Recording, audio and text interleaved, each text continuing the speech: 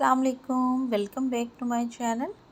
बहुत सारे फ्रेंड्स की क्वेरीज थी कि हमें जो विंटर के सीड्स हैं, चाहे वो फ्लावर्स के हैं, कोई भी फ्लावरिंग प्लांट हो जो कि बीज से हम उगाना चाह रहे हैं, या फिर सब्जियां हैं, तो हमें उनको कब उगाना चाहिए, कब हमें सीड्स अपने लगाने चाहिए, टेम्परेचर कितना होना चाहिए। तो आज के वीडियो में आपके साथ यही सारा कुछ मैं डिटेल से शेयर करूँगी।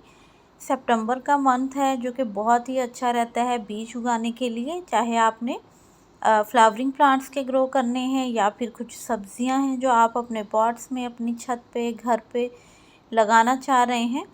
तो उसके लिए बेस्ट टाइम जो होता है वो हम सितंबर में ही लगाते हैं, क्योंकि मानसून जो है वो चल रहा होता है, मौसम में नमी होती है। और वैसे भी विंटर के जो फ्लावरिंग प्लांट्स हैं, अगर आपको उनकी अच्छी फ्लावरिंग लेनी है तो आप उनको सितंबर और अक्टूबर में ही लगाएंगे तो आपको बहुत अच्छी फ्लावरिंग वो पूरा विंटर दे पाएंगे। अगर आप लेट लगाएंगे तो फिर आपको उतनी अच्छी उनकी फ्लावरिंग जो है वो देखने को नहीं मिलेगी।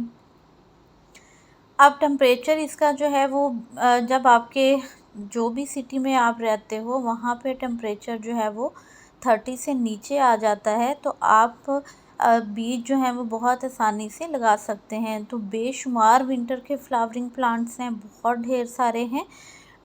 उनकी जो नेम है वो सारे मैं बाय नेम किसी और वीडियो में शेयर करूँगी। तो उनमें से आप अगर बीज लगाना चाहें या फिर आप नर्सरी से लेना चाहें, आप उनको लगा सकते हैं। तो यहाँ कुछ मेरे पास जो पुराने सीड्स पड़े थे वही मैं लगाऊंगी अपने विंटर्स के लिए। तो मिट्टी जब आपने लेनी है सीड्स लगाने के लिए, कोशिश करें कि मिट्टी में आप कोकोपीट, रेत, ये तीनों चीज़ें जो हैं वो एक हिस्सा मिट्टी ले लें, कोकोपीट ले लें कुछ हिस्सा, और साथ ही उसमें थोड़ी रेत ऐड कर दें और फिर आप अपने सीड्स लगाएं। सीड की मोटाई जितनी होगी उतना आप उसको डीप दबाएंगे। अगर आपके सीड बहुत छोटे हैं फिर आपने सीड जो हैं वो बिल्कुल ही ऊपर ऊपर डालने हैं और उनके ऊपर एक हल्की सी आधे इंच की या 1 इंच की आपने कोकोपीट की लेयर लगा देनी है, ताकि आपके सीड जो हैं वो बहुत ज़्यादा नीचे दब नहीं जाएं और फिर वो अच्छे से ग्रो हो जाएं। कोशिश करें जब भी सीड लगाएं आप अपने अच्छी क्वालिटी के सीड लगाएं जो कि जर्मिनेशन रेट अच्छा देंगे।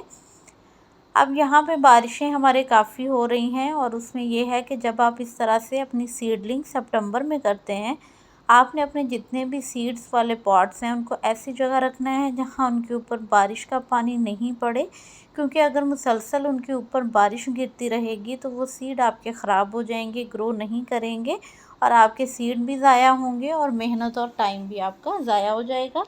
तो अगर आप सीड लगाना नहीं चाहते हैं तो सितंबर में ही नर्सरीज़ वाले सीड लगाना शुरू कर देते हैं, और नवंबर के जो फर्स्ट वीक होता है या सेकंड वीक होता है उसमें आपको बहुत अच्छी सी पनीरियाँ मिलना शुरू हो जाती हैं और बहुत ज़्यादा रेट भी नहीं होते। अगर आप इस सारी चीज़ से निकल के खाली पनीरियाँ ही लेना चाह रहे हैं तो आपके लिए बहुत अच्छा टाइम है कि आप सितंबर के एंड में या फिर अक्टूबर के फर्स्ट जो वीक होता है उसमें अपने नियर कोई भी नर्सरी है वहाँ से पता करके पनीरी ले आएँ। चाहे आप सब्ज़ी लगा रहे हैं, चाहे आप फ्लावरिंग प्लांट लगा रहे हैं, दोनों की आप इस तरह से ला के ज़मीन में, क्यारी में, पॉट में कहीं भी आप उसको शिफ्ट कर दें। फिर ये है कि जितने भी ये आप इस तरह से शिफ्टिंग करेंगे प्लांट्स की, उनकी जो ग्रोथ है वो ज़्यादा अच्छी होगी, क्योंकि टेम्परेचर और नीचे चला जाता है तो इन पौधों के लिए बहुत फेवरेबल रहता है वो टेम्परेचर जो 20 से भी नीचे चला जाता है, और फिर ये पौधे बहुत अच्छे से ग्रो करते हैं। इसी तरह कुछ जो सब्जियां हैं वो भी इसी तरह हैं, कुछ हम अभी लगा सकते हैं जो कि डायरेक्ट बीज से लगती हैं। मैंने एक लास्ट वीडियो शेयर किया है जो कि आप देख सकते हैं कि हमें जो सब्जियां हैं वो कौन कौन सी हम बीज से सितंबर में लगा सकते हैं। तो अभी टेम्परेचर 30 से नीचे है, बारिशें भी हो रही हैं, तो कुछ जो हमें ओपन में रखनी है सब्जियां जिनमें के लीफ़ी वेजिटेबल्स आ जाती हैं, तो आप इनको लगा सकते हैं, क्योंकि इनको थोड़ी धूप भी चाहिए और इनको जो है वो थोड़ा नमी वाला मौसम भी चाहिए। इसी तरह पुदीने की कटिंग भी आप लगा सकते हैं, क्योंकि ये भी बहुत अच्छे से ग्रो हो जाता है। इवन कि ये बीज से भी आप लगा सकते हो। तो पत्तों वाली जितनी सब्जियां हैं वो इस सारे मौसम में बहुत अच्छे से ग्रो करती हैं और आपको बहुत अच्छा रिज़ल्ट भी देती हैं।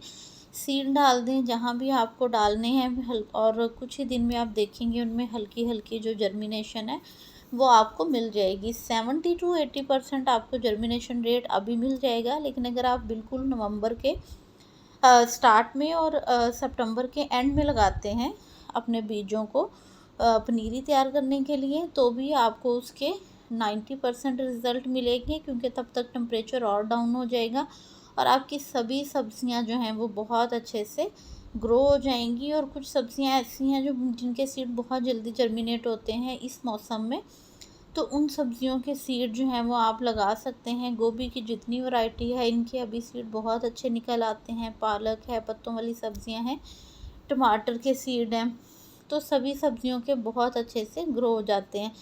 अब इसमें जो प्याज है, प्याज की जो सीड हैं वो थोड़ा टाइम लेते हैं ग्रो होने में, इसलिए आप चाहें तो इसकी पहले पनीरी तैयार कर लें प्याज की, या फिर आप उसको नर्सरी से भी लेके आ सकते हो।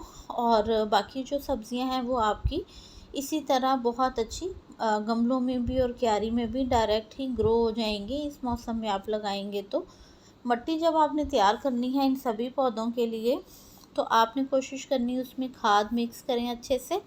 अब यहाँ पे है लहसुन, तो लहसुन की कलियाँ आप अभी लगा सकते हैं बहुत इजीली, आपको ग्रीन उसमें जो लहसुन है वो मिलना शुरू हो जाएगा। प्याज आप पनीरी ख़रीद लीजिए वो लगा लें। सिर्फ़ और सिर्फ जो रूट वाली सब्जियां हैं उनको आपने 20 टेम्परेचर जब होगा नवंबर में तब लगाना है, क्योंकि जितना कम टेम्परेचर होगा यानी कि ठंडा होगा उतना ही ये अच्छे से नीचे से फ्रूट बनेगा, वरना आपको इसका साइज़ अच्छा नहीं मिलेगा।